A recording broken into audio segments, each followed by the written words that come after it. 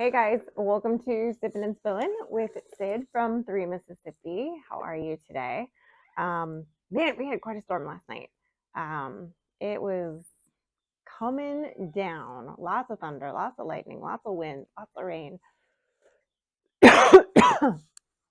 We had, I think, a couple inches altogether. I can see the rain gauge from here, but I haven't gone and dumped it or checked it yet. But it was wet out here. And in fact, I got a little nervous because this morning when I came out, I kind of took immediate inventory. I didn't see any like major issues anywhere, no big trees down or anything like that. A few limbs here and there, whatever. Um, some random things that had blown over or knocked over, but I couldn't find Mr. Bunko. Um, and he has his routine, and he doesn't like it when it storms. And so, anyway, it took me a couple hours before I went out by the pond and called him closer to like the creek, and he heard me and he came running up and he was fine. He was wet, but he was fine.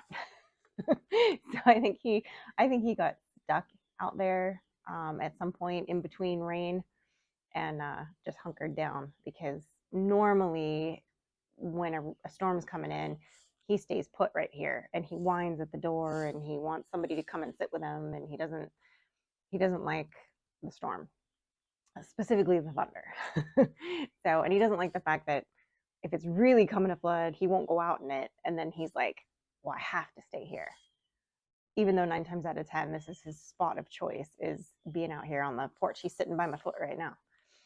So, but I was glad I found him. But I guess a little bit further away where some of our friends are, our power went off and on a few times, but never was off for an extended period of time yesterday.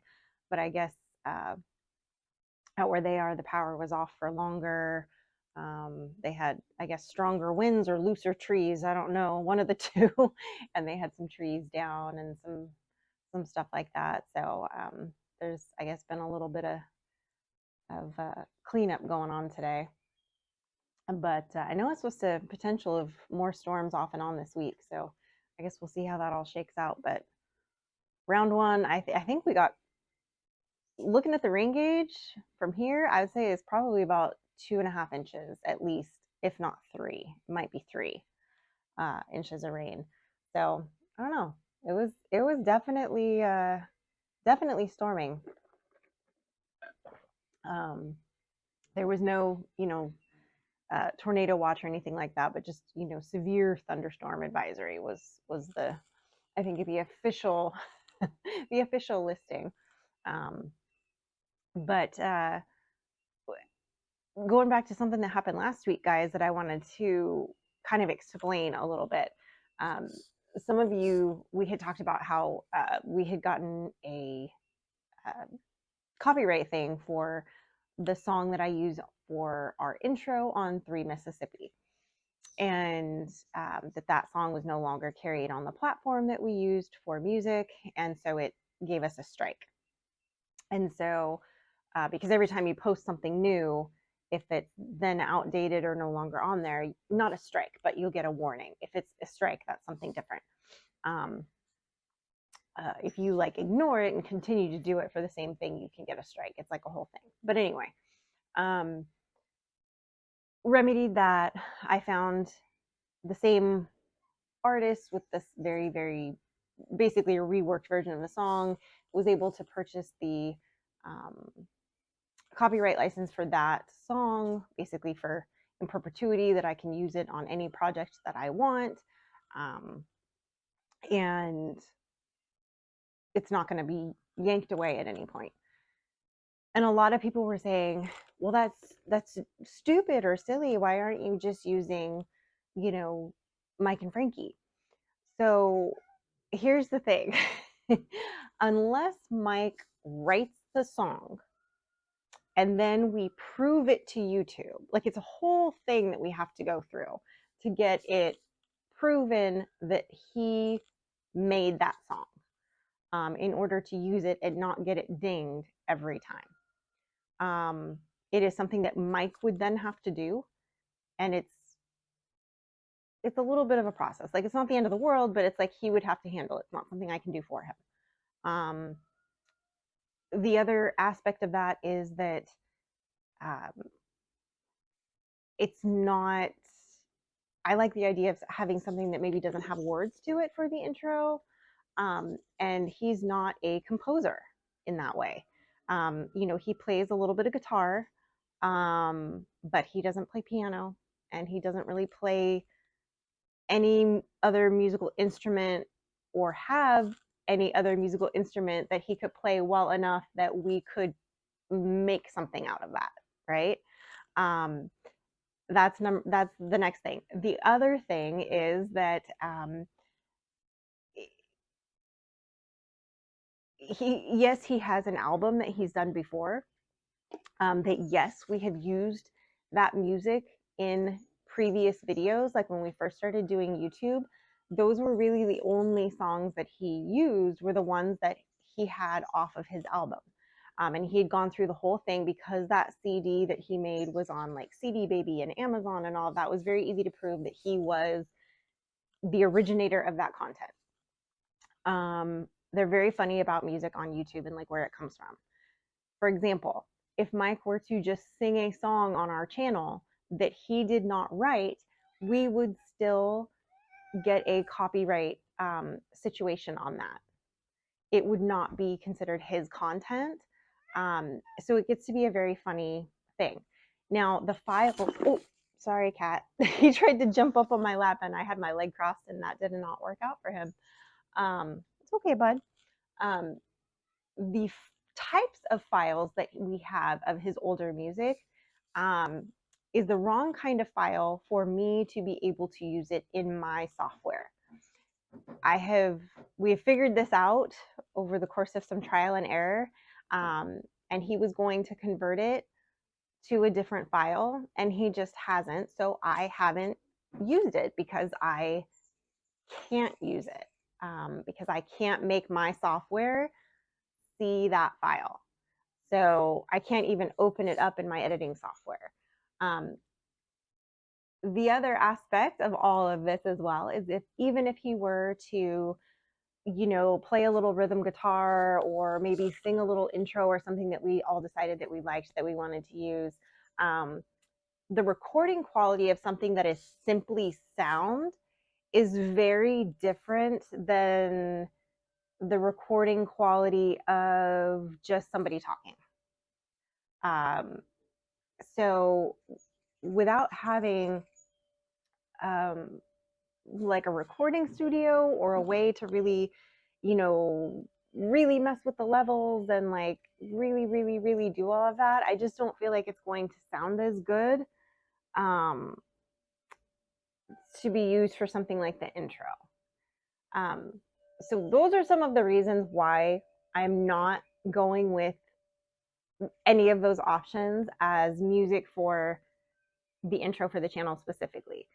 That's not to say that someday eventually in the future that we might not use some of that. In fact, he's got one song that I had wanted to use years ago as part of an intro, but because the file was not converted, I couldn't. And it's a song called South of Heaven. It's one of my favorite ones that he's ever done. And I really like, there's an instrumental section on it that was recorded in a studio that is really good and I really like. And I would use that in a heartbeat. But again, I don't have the right file version of it for my software to be able to use it. So I can't use it. But anyway, yes, we have talented musicians in the family, more so singers than musicians, I would say. And yes, Mike is a really good songwriter. But it's different than a, it's, think of it more of almost like asking him to write me a jingle versus asking him to write me a song, I guess. And then being able to record it properly and do all of that. So that's why we have not used that stuff or any of his stuff off of his album in a very, very long time. If you notice, right around the time I took over doing the editing of the channel was when we stopped using his music because I couldn't access it. The files were not the right kind of files for me to be able to use in my software. And Mike has Premiere Pro. I don't. I use a free version of DaVinci Resolve and do all my editing on that. So again, I can't open the kind of files they were, and I forget what it is. It's like the difference between like a WAV file or a MP3 or 4 or something. I don't know, but either way, I'm not able to open it in my software, so I cannot use it. So there's that. But so I hope that answers your question as to why that is not being used, or why, since I've taken over the editing, which basically happened right towards the end of 2019, I think was when I sort of took over doing a lot of that editing. And so anyway, that's why. Plus, I'm kind of picky. I like things to set a certain mood, and I have sort of a limited selection when it comes to the things that Mike has recorded. And I feel like a lot of times they don't fit like what we're doing. So having the option to mix up the music is really nice. In fact, I know that Dreaming Drifters 5 just actually recently addressed this, because their channel is getting to the size where they're starting to get some people kind of, I won't say hate on them for certain things, but I think that as your channel grows, so do the types of people that are kind of checking you out and maybe leaving certain kinds of comments. And so I think they had a few comments that maybe were a little more harsh in their critiquing nature. And I think they handled the response to it really well. And I think basically they were just saying that, people were saying they don't like their music that they choose, or they disagreed with how they use their music or something like that.